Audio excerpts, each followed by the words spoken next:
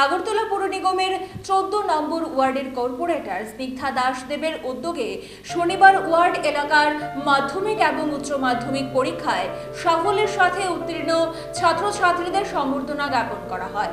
অনুষ্ঠানটি অনুষ্ঠিত হয় দুর্গা চৌমনি এলাকার বিপণী বিতানে। অনুষ্ঠানে উপস্থিত ছিলেন আগরতলা পৌর নিগমের মেয়র দীপক মজুমদার। এদিন ছাত্রছাত্রীদের চারাগাছ হাতে তুলে দিয়ে সম্বর্ধনা জানান মেয়র এবং অন্যান্য অতিথিরা। আলোচনা দীর্ঘায়িত করার আমি বলবো, আমাদের রাজ্যের শিক্ষা ব্যবস্থা বা কেন্দ্রীয় যে শিক্ষানীতির ফলে শিক্ষা ব্যবস্থার যে আমূল পরিবর্তন করে সেই সুযোগটা আমাদের স্টুডেন্টকে নিতে হবে।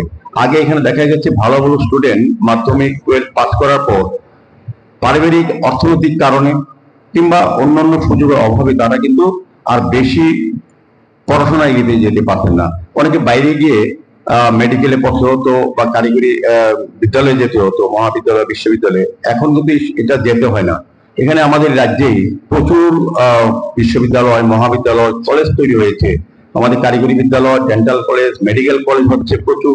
কাজে এখানে যারা পড়াশোনা করে ভালো রেজাল্ট করবে তারা অটোমেটিক্যালি তারা ত্রিপুরা রাজ্যের থেকেই উচ্চতর শিক্ষা গ্রহণ করতে পেরে পরবর্তী সময় পরিবারকে কিন্তু একটা রক্ষা করবে, পাশাপাশি আমাদের রাষ্ট্র ব্যবস্থা অংশগ্রহণ করতে পারবে, রাজ্যের উন্নয়নও তারা কাজ করতে পারবেন। তো আমি বলবো যারা আজকে স্টুডেন্টরা আছেন তারা যারা কষ্ট করে, অভিভাবকরা বিশেষ করে আমি বলবো প্রথম 3-4টা স্তর থাকে। প্রথম যারা যেটা বলেছেন শিক্ষাগুরু হয়, বেশিরভাগ সময় বাড়িতেই থাকেন। কাজে তার মা বাবারা খুব কষ্ট করে অনেক পরিবারকে, অনেক ছাত্রছাত্রী নিজে মা বাবারা অত অভিজ্ঞতা থাকে না, তারা কিন্তু চেষ্টা করেন তার ছেলেমেয়েরা যাতে বড় জায়গায় বড়ভাবে পড়াশোনা করতে পারেন, উচ্চশিক্ষা গ্রহণ করতে পারেন। তারা কষ্ট করেন।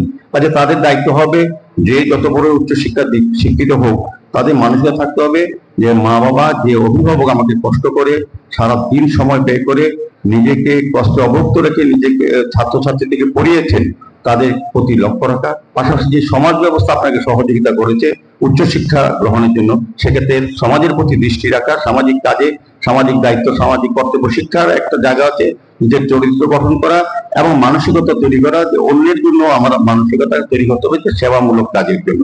এটা শিক্ষার সঙ্গে শুধু পুঁথিগত বিদ্যায় একজন লোক শিক্ষিত বা মানুষ হয় না, তার অন্যান্য গুণাবলী বা চারিত্রিক গুণটা অবশ্যই থাকতে হবে।